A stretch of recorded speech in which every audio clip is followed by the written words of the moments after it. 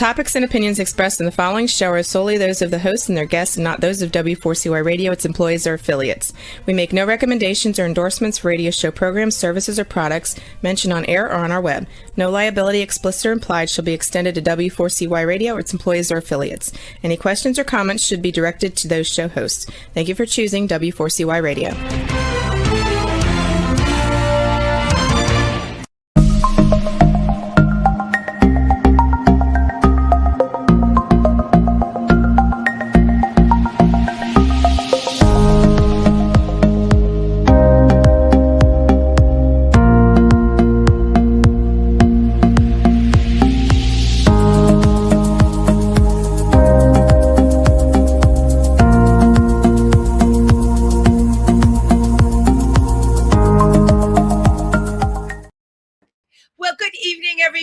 Welcome to Triversity Talk. It's Wendy on Wednesday, and I'm so happy to be with you. I am in a much better state of mind than I was last week because our beautiful rainbow flag in the Triangle Park by Stonewall has, of course, been reinstated. And I just want to thank all the politicians in New York who were there, all of my amazing friends who were there. And yeah, it takes a village, it takes a community, but you know what? People made it happen, and that is what it's all about. So I hope everybody is having a good week. It's very apropos that, I'm starting out my talk speaking about what happened with the flag because tonight we have somebody that is actually running for Congress, and I'm very excited to have them on the show.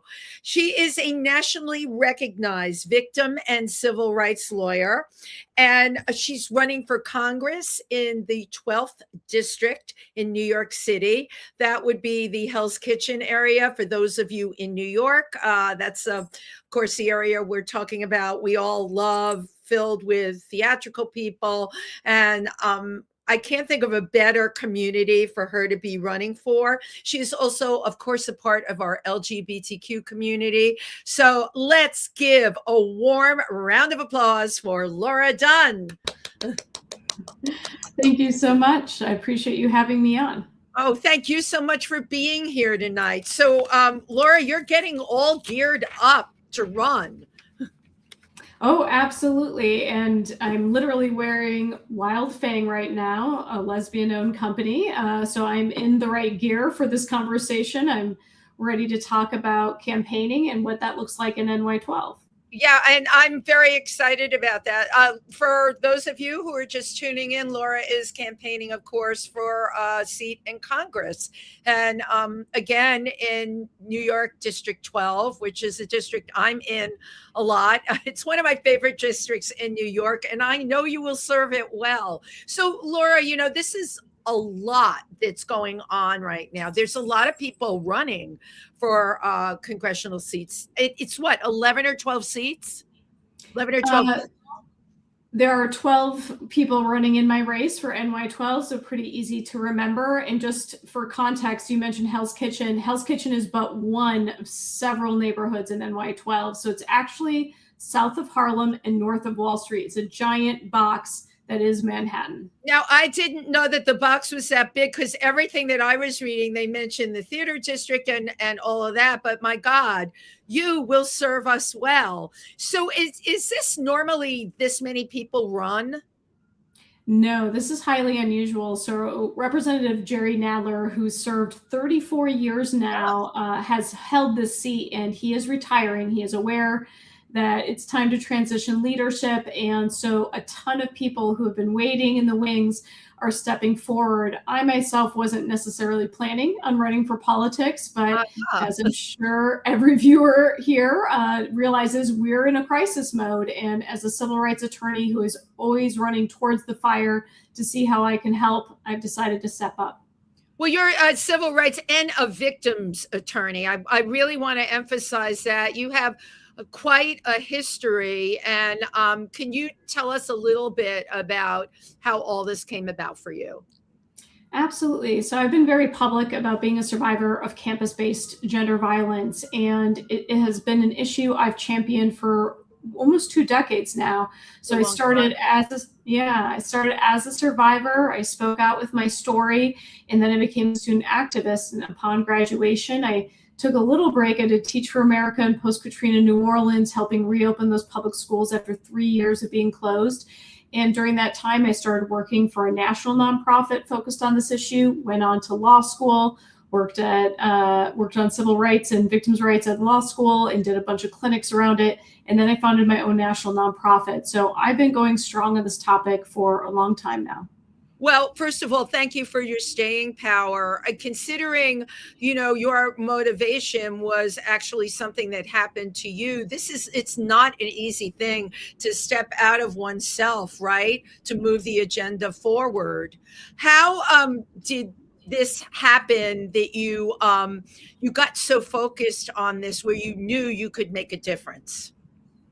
Sure. So, when it happened to me, like so many survivors, I felt a lot of shame. I came from a very evangelical Christian upbringing and really was told it was my fault, that something about me as a sexual being, especially as a woman, would have attracted this type of violence. And that you brought it on yourself. We've all heard that. Yeah, I was going to say, I just want to publicly reject that for anyone out there who's heard such a horrific message. As a pastor's daughter, that was like a pastor father saying it to me. So we want to talk about spiritual trauma in addition to sexual trauma. I mean, that was a lot to overcome. Yeah, it was interesting when I was reading your history, and I've been paralleling it with the 2 Netflix shows on Ghislaine and, of course, Jeffrey Epstein, and then, of course, everything that's been in the news. I find myself, I thank you for doing what you've been doing in your career, but with what's going on now, I don't understand why this is being dragged out. As far as I'm concerned, the expression, it's over and the fat lady sang, I'm sure you've heard that expression. Why is this not moving quicker? The victims have spoken. Let's move. We have lists of men. Why is, in your mind, why is it being dragged through the mud? So I think it's pretty clear that the list of not just men, but complicit women is very shocking, right? Because it's world leaders. It is people who have been in positions of significant power, authority, and privilege for decades, and they've been supporting each other, helping each other. And there's even some foreign money going into this, which raises serious questions about who's really behind a lot of the harmful policies coming through America right now. It's certainly not Donald Trump. He's not smart enough. So I think the Epstein files are about so much. It's about covering up for abuse of men. It's about power and corruption at the government level. And it's about what is happening in America to undermine our democracy. Yeah. But, I would have thought for me, once the Me Too movement started happening and it was so strong, I thought, okay, we're not going to be dealing with this kind of stuff anymore. And now I feel from everything I'm reading that we're back. We've turned history back again because nothing's happening. And when I see it in the news every day, I say to myself, is this ever going to change for you and for, your beliefs? How do you feel about it? I am going to make a strong statement right now. Stop voting for white men if you want something to change. I mean, really, you look at the government. The people in the files are running the government right now. And we keep kowtowing to power and privilege. Even in my own race, it's almost all white men, very few women, very few individuals from the LGBTQ community. It is the epiphany of privilege. And it costs millions to run campaigns. And I'm lucky enough to be people funded right now, but it's intimidating. Most average people can't run, people who are passionate, even just attorneys who are kind of middle class in New York City. We have a hard time reaching that status. So when you see people like us step up and say, I'm a queer survivor and I'm not going to take this anymore, you got to put your dollars behind us, because the powerful, the wealthy, they're putting dollars behind each other. And then we're getting the same results and we're surprised. The problems will continue until we have new leadership. Oh, yeah. No, I absolutely agree with you. Now, to my knowledge, you are the only female Democrat running. At this point, there's actually now 3, which is wonderful. Where did they pop up from? Yeah, they popped up later. So I was definitely the first woman to enter at that time. 4 men were in the race with me. And then it just kept going until we hit number 12. So we have 2 other women. One is a journalist, one is a global health kind of background in policy. Okay. Both of them are over 60, and no shade to anyone reaching those years. But that's okay. I'm over 60. I take no shade. Yeah. We just want younger leaders that can put in the hard work, because really we're seeing people fall asleep in Congress. They're not only trading hundreds of millions of dollars worth of stock, but they're falling asleep when it comes to all the policies that you and I need in place to live and afford New York. So I really believe the next person that's going to win is probably going to be between the ages of 30 and 50. Yep. And I think they're expected to serve a long time. Now, very quickly, you already knew my policy platforms because we've chatted a few times, but for the audience members, congressional term limits is my number 1. I don't think anyone should be in the House more than 12 years. They can go on and be in the Senate another 12 years, but after 24, move on. This is about the next generation of leadership. And a lot of the problems we have in democracy right now are because an older generation did not bring up a younger generation, and now we're hitting a cliff. People are retiring in droves or being challenged because the next generation is exhausted, tired, and can't see another scandal in the papers. Right. There's a lot of dead wood that's sitting there now, too. I completely agree with you about the next generation having to come along and carry the mantle. I think that is important. We saw in the mayor election, we needed fresh blood, and people were like, who is he? Where did Mamdani come from? He seemed to come out of left field. And you know what? It was really a clean sweep. You have to admit, it was everything about him, whether you agreed with some of the things he said or disagreed. It will show you what fresh energy and fresh blood can do. And I'm wholeheartedly on board with you. I think we definitely need that. How do we get the fact that the terms are so long, that people can sit there for so long? How do you get that changed? So there's a few ways. So one is just actually amending our laws and policies to reflect time limits. And that would kind of be the step 1 that I'm looking at. But honestly, I think the more we reform and remove money from politics, Mamdani had a fighting chance because he was matched dollar for dollar. And that's a huge boost for younger candidates who are a little intimidated by the price tag. My race, for example, at the lowest end is a $2 million race. At the highest end, we're talking 6, 8, 10 million, right? Amazing. So that's a terrifying number for the average Joe, but the way we can reform that is by having matching funds at the federal level, by doing ranked choice so that it's more about consensus than anything else. And that kind of removes privilege from the process, which is the big problem. Privilege is a big part of it. There are people in my race who were Republican and then saw an open seat and became Democrat. And we have a Kennedy grandchild who hasn't really worked on the Hill and done anything with law policy. Yeah. So, people step up because they're like, I have the money and I have the name, so it's me. And I'm stepping up to give a whole different narrative of, let's have it be the people who are public servants day in and day out fighting for our community. And we need people power to do that.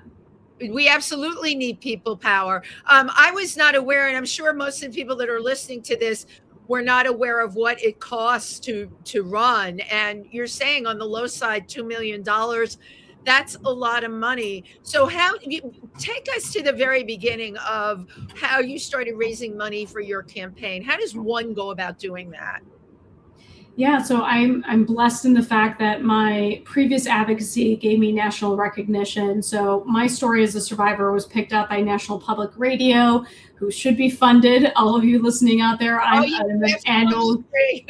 Yeah, I'm a regular giver, so let's keep NPR going. But they exposed my story, and I was asked by the Obama administration to come in with the Department of Education and speak about this issue. And so I started getting involved in federal law and policy pretty immediately. And when I kind of realized that I was building a national reputation, I went into law, built a national nonprofit, became the attorney, not just changing the laws, but enforcing them in court. And Sure. all of those contacts through my nonprofit, I saved them, cultivated them. When I made a national for-profit law firm, same thing. So I've been working on this for a while. I'm even a TED Talk fellow. I have a TED Talk with 1.25 million views about passage of the Equal Rights Amendment to the U.S. Constitution. It's a great TED Talk. I listened to it, but it was during the Me Too time, and I played your TED Talk a couple of times, and I was just comparing it to, like, where we're at now. So you basically have been very focused from the beginning, and as we say, had your eye on the prize. Did you see yourself running for a political position like shortly after you got out of law school? Politics was like the farthest thing from my mind. I was just on fire for my issue. But the reality is, a lot of the time when you see something wrong and you actually go to research, like, why is this happening? It's because no law exists to protect a community, to hold perpetrators accountable. And so victims' rights, the area of law that I practice most often in addition to civil rights, is really about creating the legal mechanism and then enforcing it. So it's, there's a lot going on in this country, and we just need to have the courage to make the laws that fix it, because it really does go downstream. Yeah, well, there is a lot going on in this country, and I'd like to talk about the female demographic in this country, right? The current administration, he had a lot of women votes on the last election, and a lot of them were women over 50. And I read that, and I read it from a few sources. And then the most recent thing is Melania's film, right? The females that did go to see it were also, from anything I read, were women over 50, Republican women over 50. What is the matter with people? Why? We had like E. Jean Carroll get out there and say she was raped. We had so many people get up and speak, and yet women, okay, in my age demographic, think that, do they think this is perfectly okay? Maybe you can help me analyze why they would do that. Well, I was originally born in Madison, Wisconsin. I've already mentioned evangelical pastor's daughter. So it was a very conservative Christian upbringing, but in the liberal city of Madison and the purple state of Wisconsin. So political differences have been around me my whole life. And the reason I mention that is, when you're in Dem cities like New York, you're kind of like, what is happening in the world? But I have enough contact with the outside world that I've understood that a lot of women said, well, I don't love everything, but one, I think it's talk or entertainment or hot air. So I'm going to take a risk because I think he'll shake things up in Washington, which he did, but not for the benefit of the people, which is what he promised. But he's a swindler, right? He wanted to say what you needed to hear. It was so, I know I'm a New Yorker, but come on, the handwriting was on the wall, especially for working class and middle class people. Okay. You know what? I can understand the wealthy. I can always understand the wealthy, because if you are selfish about hanging on to your own wealth, you're going to cast a vote in that direction. But it still mystifies me that for women, there was no red flag that went up. I don't understand psychologically what's gone on in this country. What I truly believe is, in my core, is that a lot of people voted for him because they remind them of a father figure or another influential male authority that they grew up kowtowing and believing, no matter how violent, abusive, or horrific they were. Okay, so I see a lot of that transfer. And, I say that as someone where I have a sibling who very much voted for Trump, who loves me very much, has donated to my campaign, and yet twice has voted for Trump, even when I worked in Hillary Clinton's campaign and would have gotten an appointment had she won. So I've been there with you being like, what is wrong with people? But really, he is a showman, and people have said out openly, even now to this day, after we've seen who he really is, they still say, well, he's joking. He's not joking. No, I know. I've heard that. Right. Mm-hmm. It's no joke.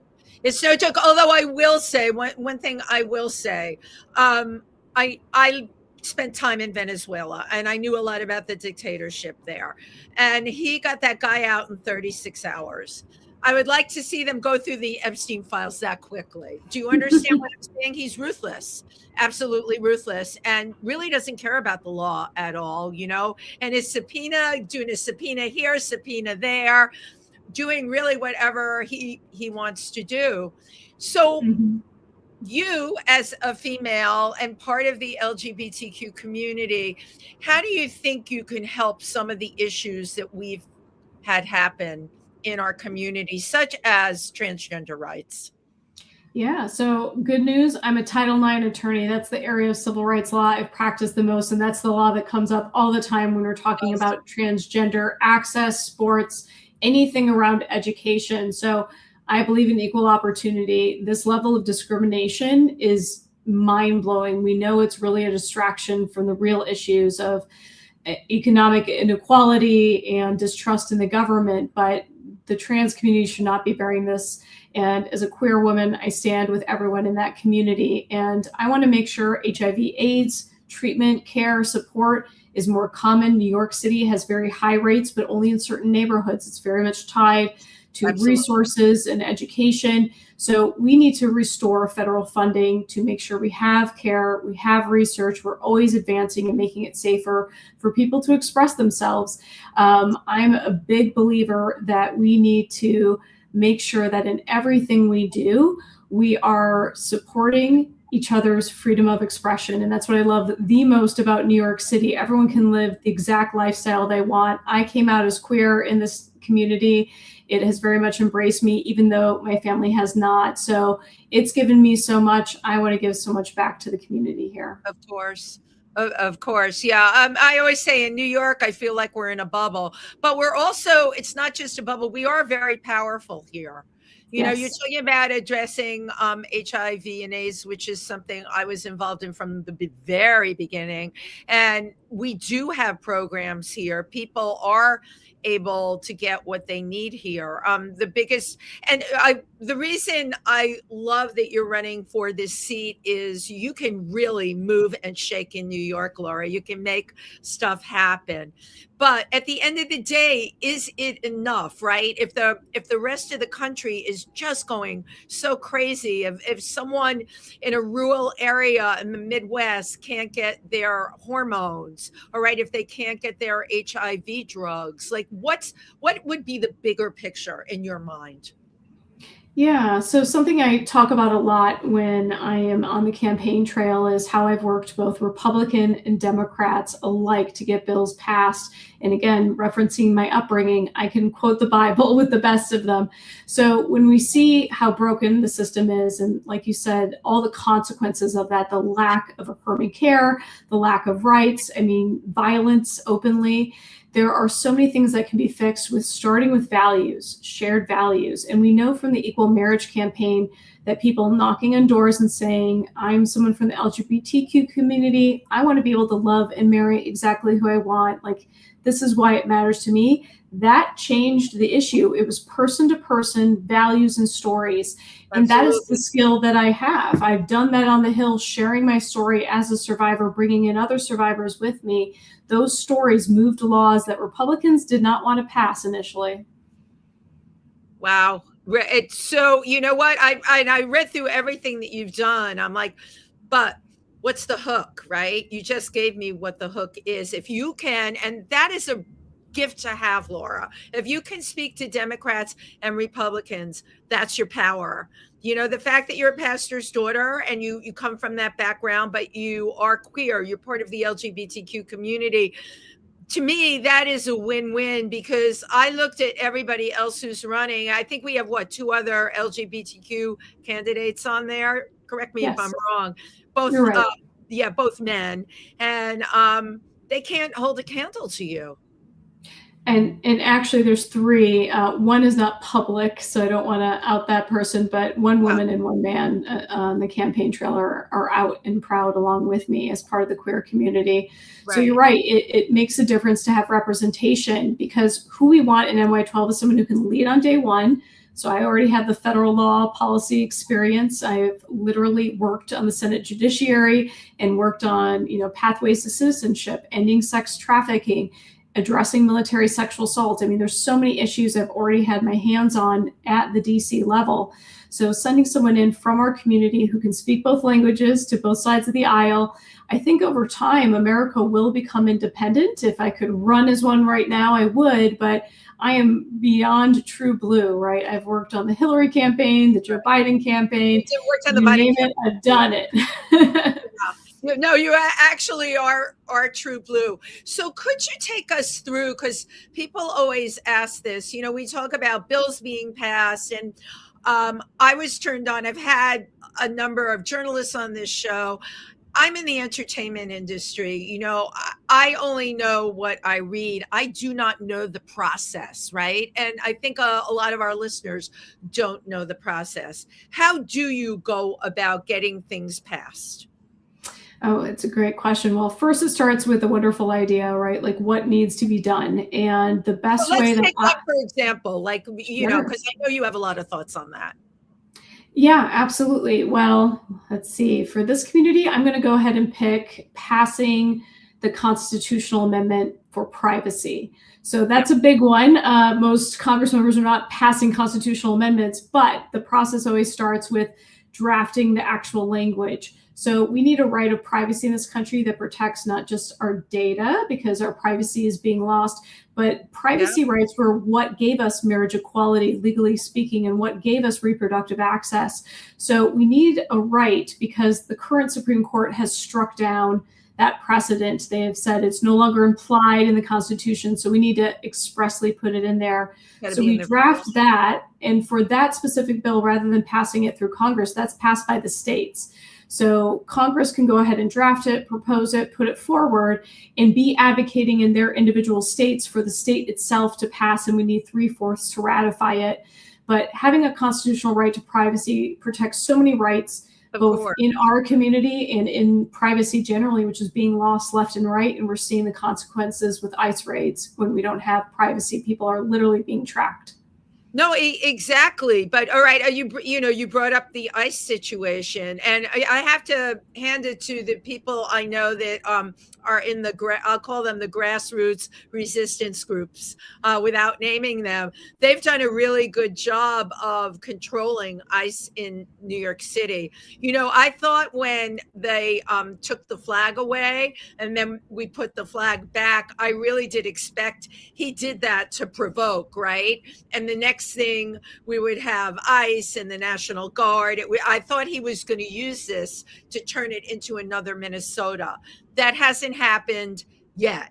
But it feels like every day there's a different thing you wake up to. And I can tell you, most of the people I know in the LGBTQ community, a lot of them just feel they're exhausted.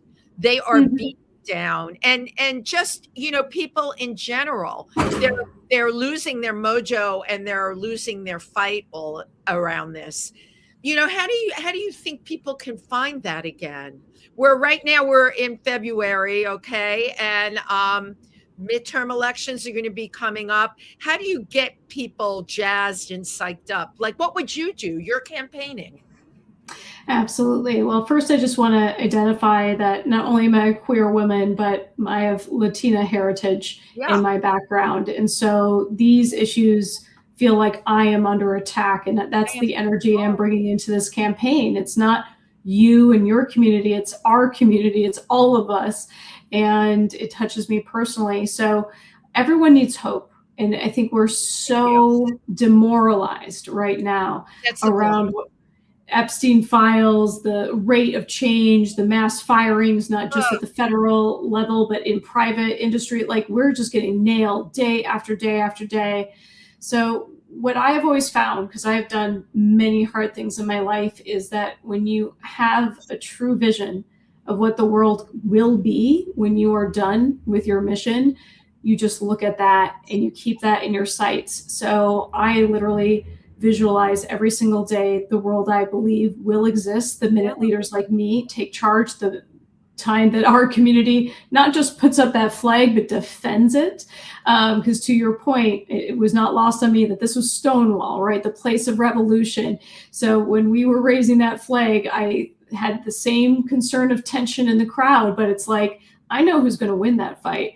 and it's not any of the law enforcement agencies. It's going to be the people. So I have a vision of a world where leaders serve the people, where people's voices are heard, and the powerful and privileged no longer have the leg up. And that is what I think about every day when I go on the trail. And that's the vision I speak about, which is why I focus so much on accountability in addition to affordability. Right. Now, I wanted to bring that up. I want you to go through your different platforms. Let's talk about accountability. Absolutely. So we all want accountability for the government right now. If we could take right now, there's nothing accountable. They're doing whatever the heck they want. Yeah, we are past the point that we should have impeached Donald Trump. We hit it in his first term, and Jerry Nadler was the hero championing those efforts. And Dems fell short because the establishment is out of touch. But this is shifting. This is shifting really rapidly. So I definitely want accountability, not just for the Trump administration, because it's him, it's Miller, it's Noem, it's Patel. I mean, we could go on and on. That list is quite long. So once you clear that, congressional term limits, ethical standards for the U.S. Supreme Court, and ending this insider trading that's making government officials rich based off information that they have a leg up on because they're the ones passing laws and working in private rooms to get this That's information. Something I wanted to ask you about. Martha Stewart went to jail. She must have been like, fingered as the patsy. She's going to be the sacrificial lamb for this. This insider trading is going on. That used to be a big thing. Now it just seems like it's totally allowed. How do you turn that around? Well, it's illegal in the private sector. It's actually legal in the public sector. So Nancy Pelosi, our fearless leader, has been making hundreds of millions, and she had the authority the entire time to close this loophole. But AOC is the one who's actually taking the steps to close that loophole, starting in the House. So there's a movement to stop this insanity. Okay. Because it's an oligarchy, right? Like it's the rich, the wealthy, the powerful, the connected, and everyone else loses out. So we can't have a government based on that. So if you go into public service, actually be a public servant. Money is not a motivator for me. I know it's a big motivator in New York, but I just need enough to live, right? The rest is really, a blessing if it comes to you. And that's the Midwestern in me. I'm totally comfortable closing the door behind me and saying, I'm not going to profit on that position. No one else behind me should either. Right.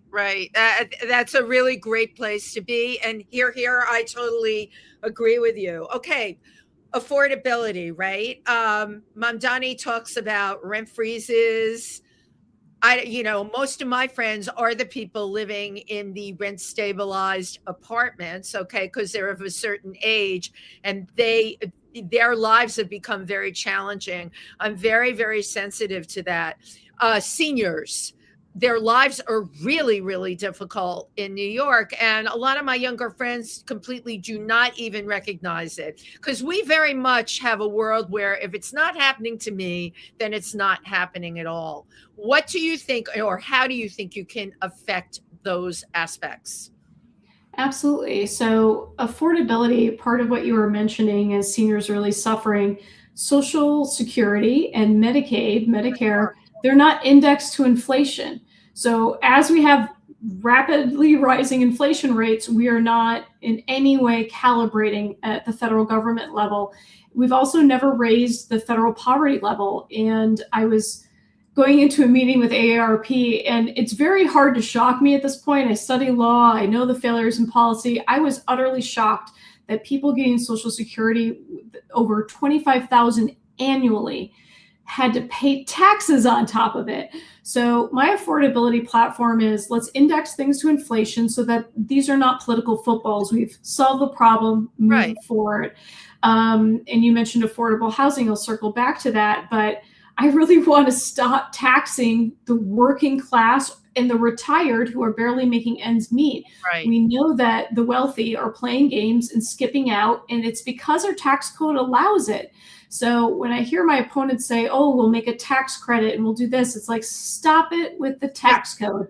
Right. It's Swiss cheese and it only serves the powerful and the wealthy. It's not you or me. I'm exhausted doing my taxes right now, trying to understand how I can save every single penny because I look for money back like most Americans. Right. No, I'm in the exact same position. Again, Here. I'm on your platform. I think is really, really great. I think these things are very challenging. While we're talking, I'm wondering, like, if you do get this seat, would you be able to work with Mamdani? Yeah, I mean the federal I and think that would be city great. levels.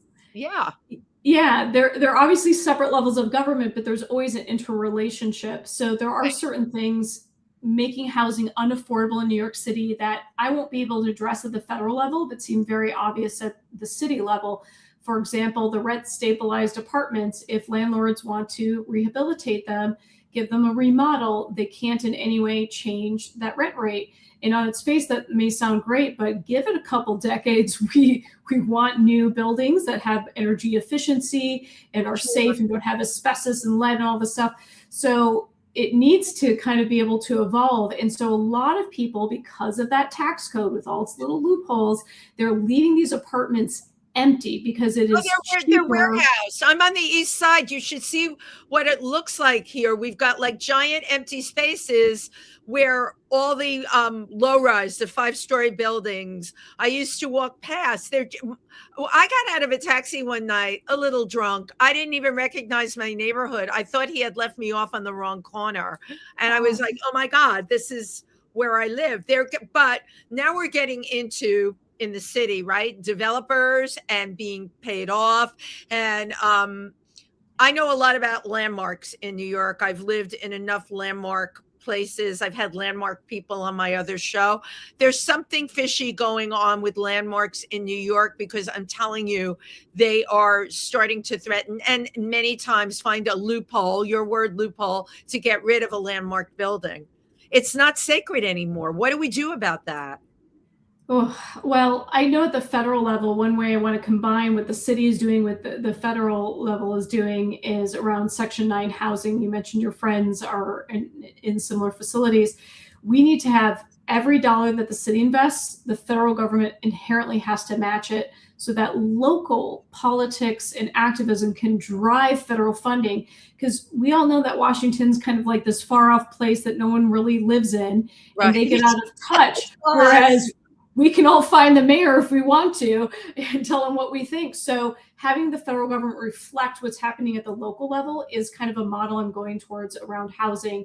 And I definitely want more rent to own options because everyone's always talking about tenants and landlords. We need people civically invested and Right. financially sound in the city rather than always worrying about the rent getting hiked and hiked and hiked. It won't be hiked if it's your property. You're going to be stuck with whatever the mortgage is or seller financing, figuring out ways we can incentivize people who own properties to sell directly to a buyer without using the bank, cutting down on interest and fees, and making home ownership more affordable. So I want to think a little outside the box of how we can get more New Yorkers Sure. owning in New York. So, to my knowledge, and you probably have this knowledge too, there were city programs that in neighborhoods that they wanted to reinvest in, bring back, right? I'll talk about the South Bronx. I'm originally from the Bronx, but the South Bronx, they made it possible for people to buy their wherever they were living, whether it was a two-family house or an apartment. And by making it possible, of course, the ability to buy, it was very, very low. And I came to New York in the late 70s, and that was going on full steam ahead, Laura. You could do that, and it enabled a lot of working families to your point, where they didn't have a landlord breathing down their neck, right? They had the ability to buy because there were all these programs, and I forget what they were, but now it just doesn't seem there are some programs out there, but it doesn't seem to me like they're out there in the amount that they should be. And you can walk around New York and see the buildings going up. These are, they're starting at $3 million. They come with a garage so you can, so even we have congestion pricing so that middle class and working class people, it's pricey now for them to drive their car into the city. But anybody who's rich will be able to have their car in the city and drive it around. I don't know. I'm just like laying it all out because you're in politics. And this is all I think about all the time. What do we do? Yeah, well, let's just recognize that politicians are the place we go with all these problems, right? Like I've volunteered to hear all of this and actually sit down and create solutions. So Yeah. starting with your first point of like community revitalization, that needs to be community led, right? Too often we're gentrifying, we're actually pushing out the locals, we're trying to make it less affordable, change the dynamics of a neighborhood, which is often code word for class and race discrimination. So, and that's rampant on the Upper West Side. We all know the co-ops deny people's applications for a variety of unlawful reasons, and that's a huge issue here. So I kind of want us to move forward and be thinking about how can we make community at the center of government. And that's what I think Mom Donnie has done so well, even now with the challenge of the deficit. Like watching his leadership and seeing him say, we're making tough decisions, but you're going to be at the table. You're going to see the budget. You're going to know everything that's happening. And I think that invitation for community engagement is really essential for the next wave of politics. And that's why you want a non-establishment candidate like me, because establishment candidates don't do that.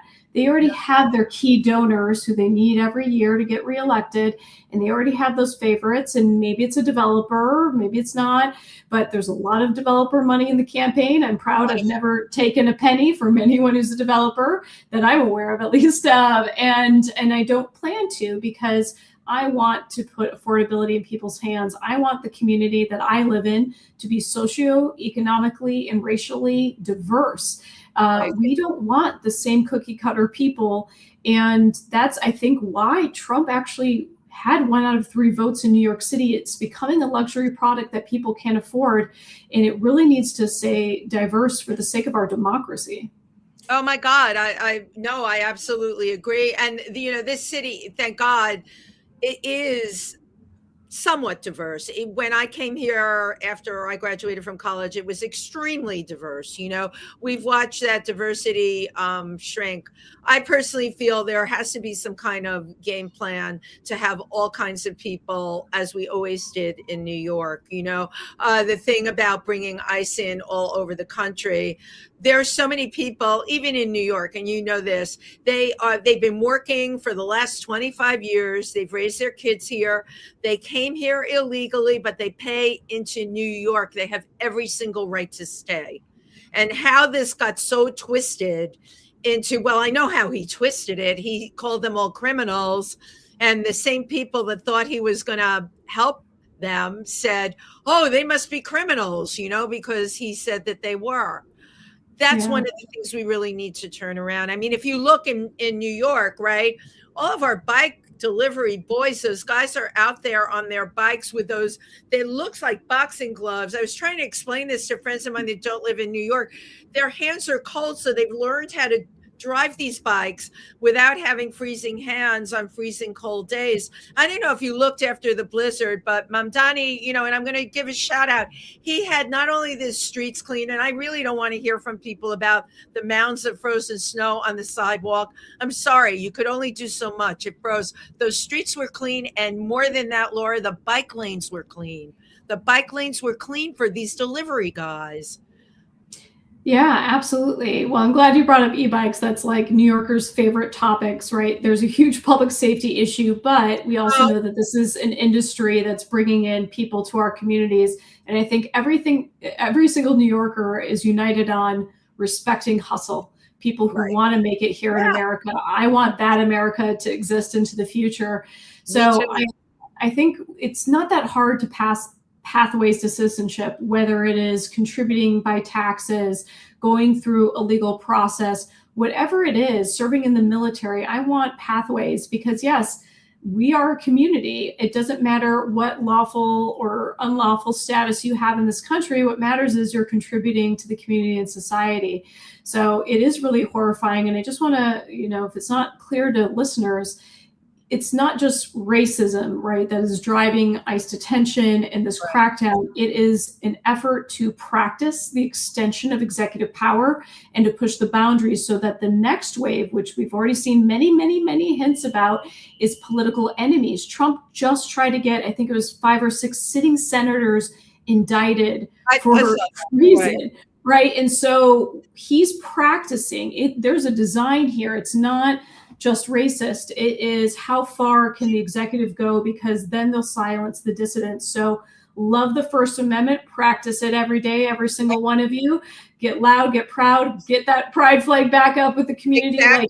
Like, do not stop, because that is the boundary. That is how we hold our democracy as a people, not just by having leaders in Congress. Right. I wholeheartedly on that. So one of the things I wanted to ask you, which I'm not clear about, can you define where you stand on crypto?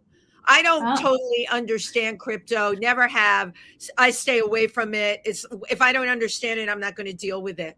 Tell me your feelings about crypto. And if you can speak in baby talk terms, that really would help me and a lot of people I know.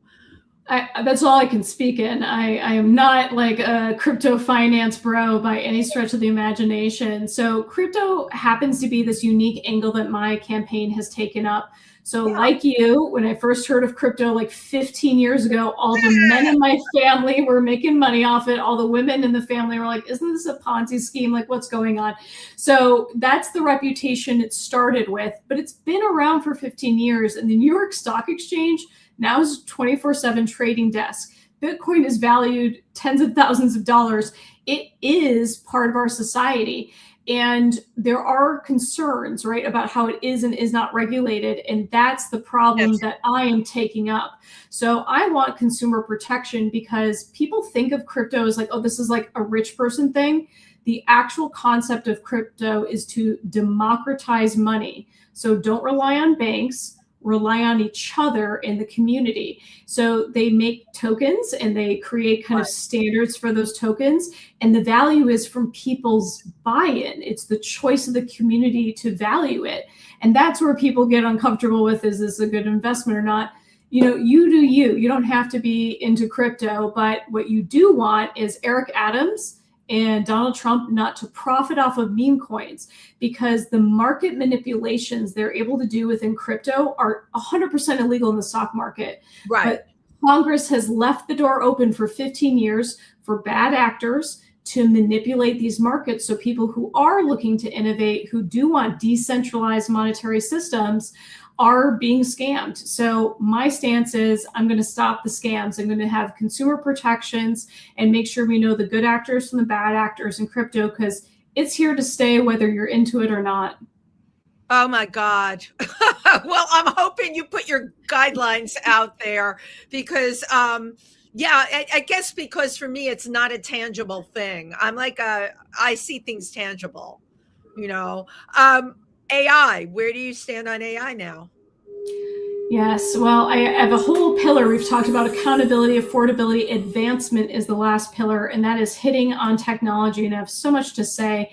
AI is like the topic du jour, but I want to back up and start just talking about big tech. So right now, big tech is immune from liability for anything that goes out on their platforms. A lot of people say, oh, that's good, it's free speech. One, it's not free speech because it's a private company and they can kick off and have on whoever they want. I mean, look at Twitter. We know which way that's leaning politically and how censorship is going there.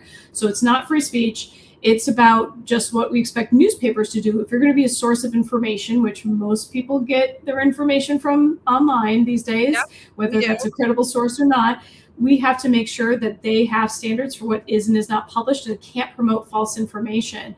So I want to make big tech liable by repealing Section 230, or at least amending it so that we have a lot more leeway to hold them accountable.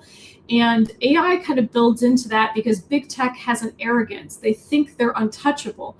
And with AI, as we have new innovators and developments, we don't want to stifle innovation. We want to be the leaders in the world, because some other country's going to do it if we're not, and we're the leaders in that right now. So what we need to do is make sure there's sufficient insurance liability coverage for those technology companies before they put a product into the world. I want to do something kind of similar to, if anyone was in college and did some of the psychology studies, there's an IRB process. You have to put forward ethical standards and guardrails and protections with the AI as a proposal to the government to get approval to run it. And even then, I want to do what's called regulatory sandboxes. I want sample populations compensated for their time to be able to use the technology, because it does hallucinate. It does terrifying things. It manipulates children into suicide. We need to have safe ways that we can test and find the security, right? That's what we do with all technologies. What is safe to put in the population? We can do the same thing in this country. Well, I think, across the boards, Laura, you are asking for accountability. You're asking for guidelines. You're saying, hey, this stuff does exist, but it just can't float freely out there where people can manipulate it for their own personal gain. Am I correct? That's 100% on the money. That's the civil rights, victims' rights attorney championing in the background. I'm for the people and holding institutions accountable, because we can have innovation and safety. It's not one or the other. Right. Exactly. So I don't know where the time went, but it absolutely flew, as I knew it would do with you.